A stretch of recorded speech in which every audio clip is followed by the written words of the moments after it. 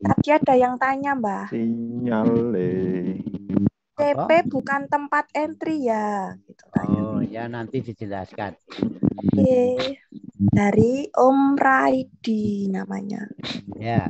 Jadi nanti misalkan seperti ini. Kalau press action itu dia break walaupun hanya shadow, kita sudah pede ini hold ini.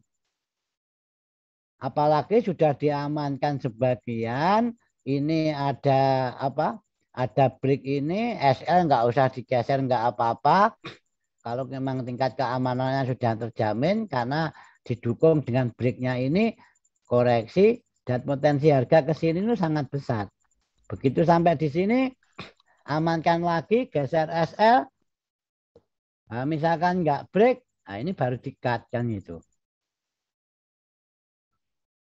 Cut all berarti Mbak, di clear area semuanya. Ya, clear opean maksudnya. Dan ini tak kasih karakter apa ya, bahasanya bukan karakter ya. Sebentar, tak minum dulu. Arep di gosen kopi apa Mbak?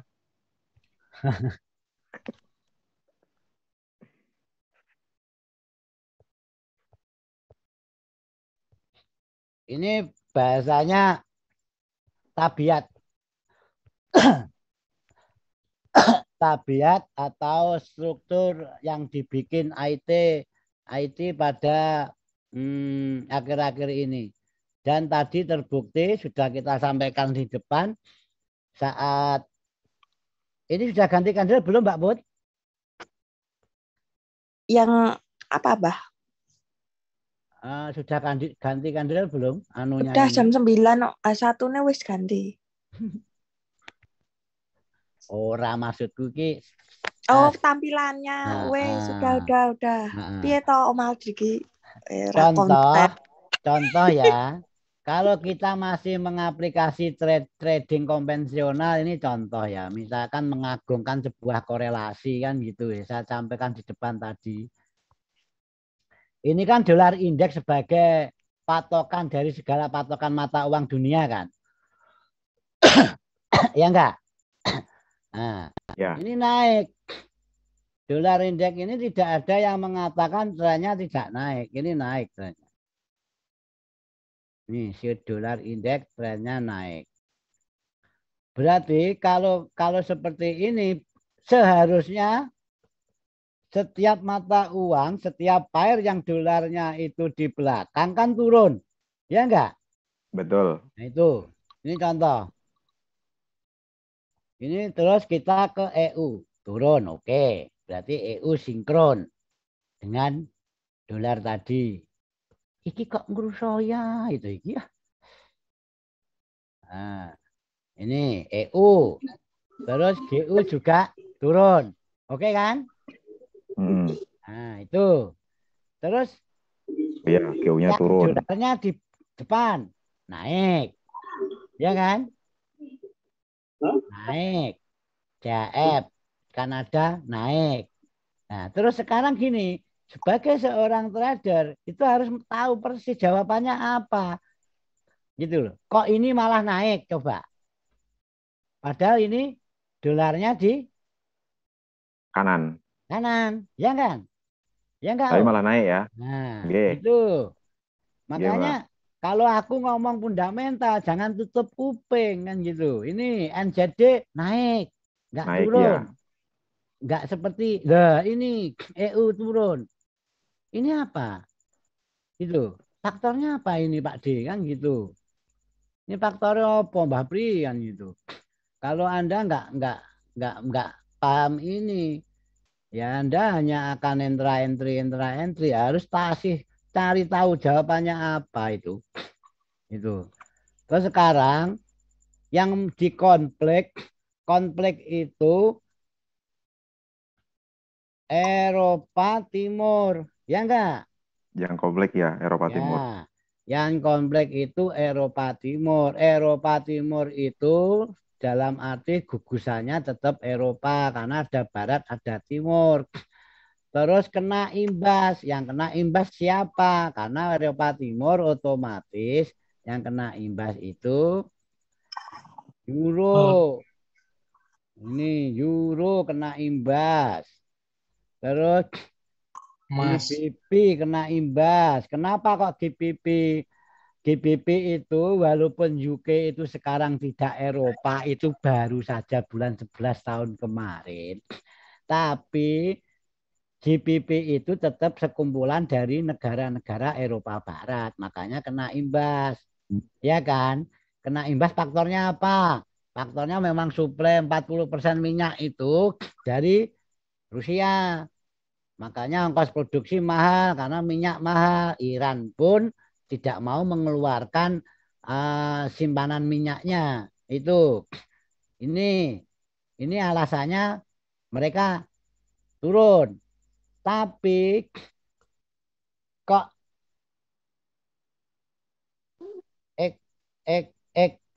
USD seharusnya turun. Kenapa? Nah, gitu. Sekarang muncul pertanyaan. Kenapa Ada beli makan mie si ini kok naik gitu? Ini saya gambarkan. Makanya nanti saya marking pun tak kasih unsur ini. Saya mapping itu enggak anu ya, unsur-unsur seperti ini saya masukkan. AUD USD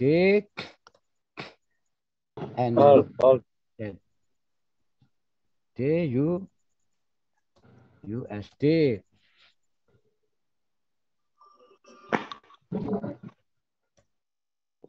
Dari mana? Amankan lagi. Nah. Ada yang punya posisi ya? Nah, Mbah. Ada yang masih punya posisi? Oh enggak, ini Mbah, nge-WD dulu Mbah. Hasil profit hari ini Mbah. Alhamdulillah. Kenapa ini naik kok enggak turun kan gitu? Karena AUD sama NZD itu notabene-nya komoditi. Dengan adanya konflik di suatu negara itu otomatis mempengaruhi harga-harga komoditi itu melonjak tinggi. Makanya EU, GU turun, AUD USD, NZD USD naik kan gitu. Jadi paham konteksnya korelasi tadi paham? Paham. Ya, saling berkesinambungan ya. Makanya itulah sebenarnya arti sebuah trading itu kalau memang kita mau aplikasikan segala unsur itu sebenarnya tidak ada salahnya. Dan ini coba tolong diperhatikan, ini rata-rata skemanya pembantaian itu ada di sini. Tak jelaskan dulu, bisa sebisa saya tak jelaskan. Ini skema pembantaian ini nih. Nah ini tolong dilihat. Killing fail.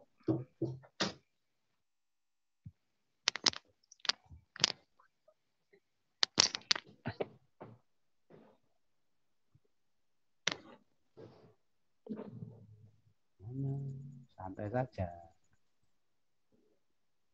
Ini tadi di PTC sama apa ya? Jelas banget ini. Nah, jadi di sini itu sudah ada ruang yang dipersiapkan jauh-jauh hari. Jadi sudah ada ruang yang disiapkan oleh mereka itu jauh-jauh hari. Kita harus paham, makanya pentinglah sebuah area itu. Bukan hanya sekedar menandai saja, minimal kita tahu apa arti sebuah area itu terbentuk kan gitu. Paham nggak? Kalau nggak paham, bilang loh, kok sepihak jadinya. Nyimak, Mbak, nyimak. Kalau nggak paham, bilang nanti kalau sepihak nggak enak aku kan gitu. Ini Cilacap yang ngontak ngantuk ini. Masya Allah. Itu kopi Mbak Put. Cilacap bakul kopi kok ngantukan iki piye ya? Tamu ado iki gak disuguhi kopi iki piye dong, Put? Nah, ya tambah pri kuwi lho. Wah, wes. Wis rokok wis ndak 3 bungkus, vape wis entek liquite. Iki nek Mbah Pri telat rokoke ya mogok kan ngono ae.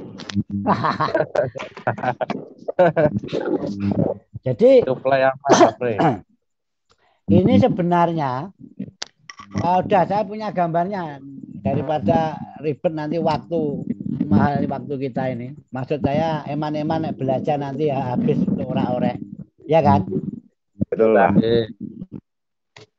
Ke intinya ya, Mbah. Nah ini. Iya nek sing kaya kelasnya sampai ya sing inti-inti ae kan. Nah ini. Kelasnya di Mbah nanti kelas. Ini ya. Skema pembantaian massal. Ini maksudnya gini. Hal-hal seperti ini sudah disiapkan di masa lampau. Nah, terus dia membuat bis lagi turun sambil mempersiapkan masa lampau itu. Ini namanya kalau saya namanya ini ruang algojo, ruang pembantaian. Dan di dalam market, kalau kita amati akhir-akhir ini khususnya gold dan pair cross itu, dia hanya akan membantai pembantaian berikutnya itu di level tersebut, itu loh. Paham? Jadi semua akan dieksekusi di tempat yang sama pada waktunya. Itu.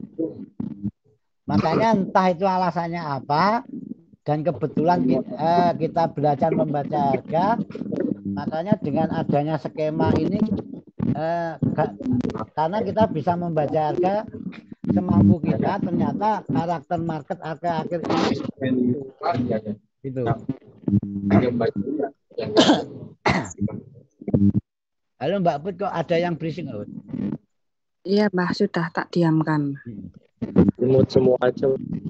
Jadi ruang-ruang pembantaian itu sebenarnya sudah disiapkan. Apakah ruang pembantaian itu? Ini. Tuh, tak mut kabeh.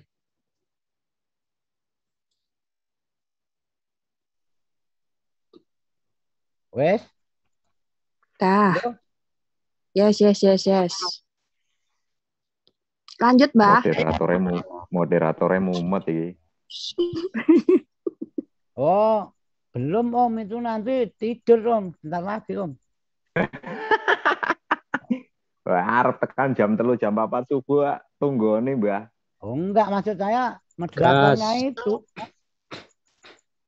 Jadi karakternya market seperti ini akan dibantai. Di sini bentuk pembantaiannya namanya back out. Nah, biasanya itu ada resisten sejajar. Kalau di atas, kalau di bawah ada support sejajar. Dan titik-titik pembantaian massal itu biasanya namanya MPL. Market Pine Level. MPL itu singkatan dari apa, Mbak? Market Pine Level. Itu enggak usah perlu ke arah itu Om. Penting paham menurut saya. Itu. Jadi nanti dia mungkin ada indikasi akan mengeksekusi harga berikutnya di level tertentu, atau mungkin bahasa saya kalau kuburannya awal sini dia akan bantai yang dekat dengan kuburan ini atau selaras. Jadi mengirit ongkos kos itu loh bahasanya. Kalau akan dibunuh di sini kan di sini transport ambulannya, ya enggak? Makanya tetap dipersiapkan di sini itu karakter. Jadi tolong karakter ini tolong dipahami, kalau enggak di SS nanti Anda lah paham betul dengan apa ini yang terjadi di lapangan nanti. Terus tadi untuk pertanyaan apa Mbak Put? Apakah CP itu apa tadi? CP bukan tempat entry ya? Oh, CP itu apa ya? Apakah CP bisa tempat entry? Entry dimanapun bisa. Bisa sekarang bisa tanpa di CP, tanpa anu kan bisa kan? Ya sebenarnya tidak sederhana itu. Nah gini, saya jelaskan. Apa itu CP kan? Iki asine kue barang ya teko iki to. Lagi seneng CP. Jadi CP itu sebenarnya gini.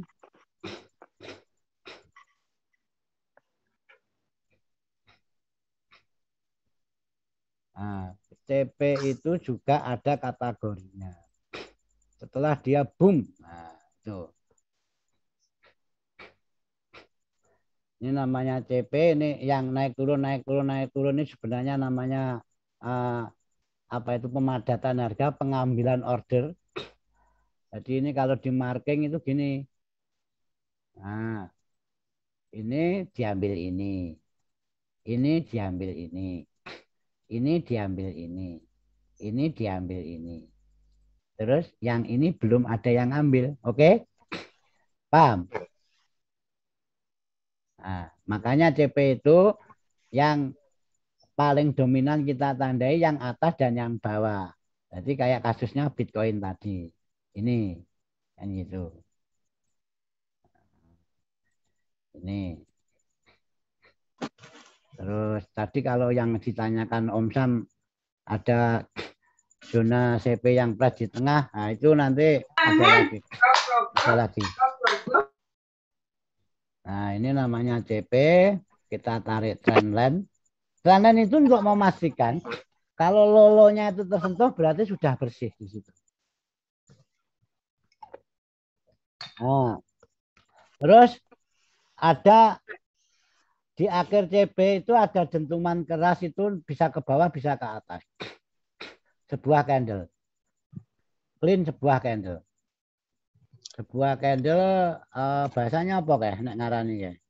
Maribosu. Ya. Maribosu. Maribosu. Jadi candlenya enggak candle kaleng-kaleng gitu loh. Paham? Nah.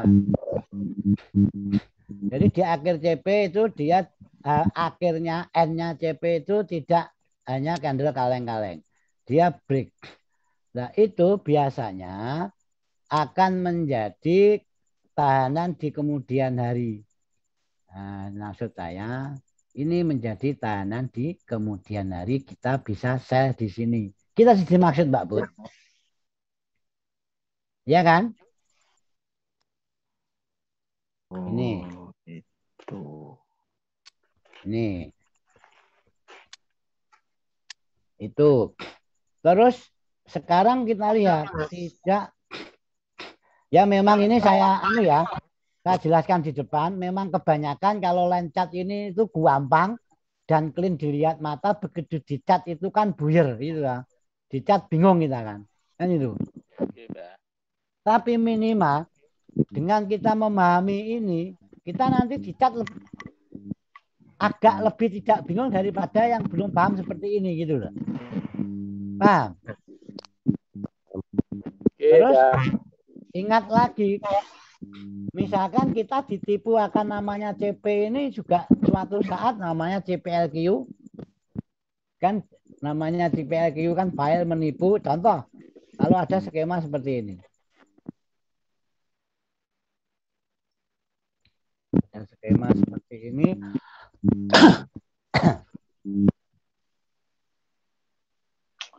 Gimana? Sumbu atas, sumbu bawah.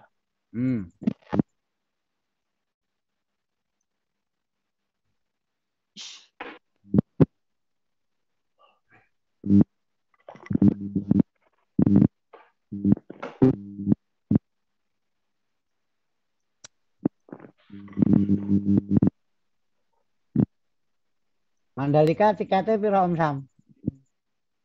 Bervariasi, Mbah, tergantung kelasnya. Nah, kelasnya di kor tempat duduk. Dirimu diriku no piro?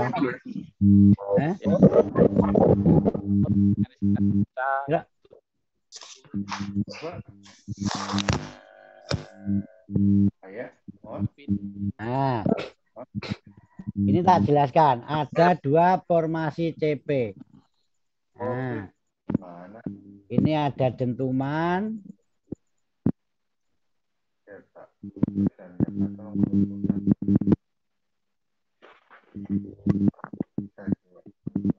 Kurang tebal ya gambarnya. Bah. Hah? Cukup, Mbah. Wis, Halo, tidak dengar. Kurang tebal. wis, Bah. Jos, Bah. Kelihatan. Enggak. Maksud saya tanya ketebalan itu loh.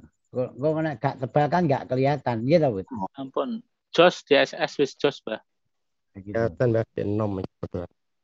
Nah, apa-apa ya di SS warisane Mbak yang mburi. Warisane Pak Dep Mbah Pri mbur iki lah kan gitu. Iya, Bah. Di SS, Bah. Eta sanes, non, apalagi skincare sanes, skincare sanes. Nah ini, kalau ada pola seperti ini, CP ini yang NCP-nya yang tadi seperti ini, kita berharap dapat memantulkan harga dan kita bisa ambil posisi di sini. Paham? Tapi kalau CP-nya seperti ini, ya, kita ya masih tanda tanya kan gitu. Nah, makanya kalau ada pertanyaan apakah CP itu selalu bisa untuk entry, belum tentu. Tengok kanan, tengok kiri dulu, kan gitu. Makanya Spion, Mbah. ya, ini Malaysia ini ya. Iya, Mbah. Ya. Wih, Om, selamat bergabung. Wah. Dari tadi lah, Mbah. Ini pengaplikasi 1,272-nya Mbah Pri. Mbah Pri, Halo. ada satu pertanyaan lagi. Hmm. Mau nanya, Pak, cara narik garis Fibonacci lebih jelasnya seperti apa? Oh ya, nanti tak jelaskan. Pokoknya iki wis all round pokoknya. Ngono aku gak iso enek liyane sing iso jawab kan gitu. Siap-siap ya Om Sam. Aku gak mudeng Fibonacci ya, Mbak. Ini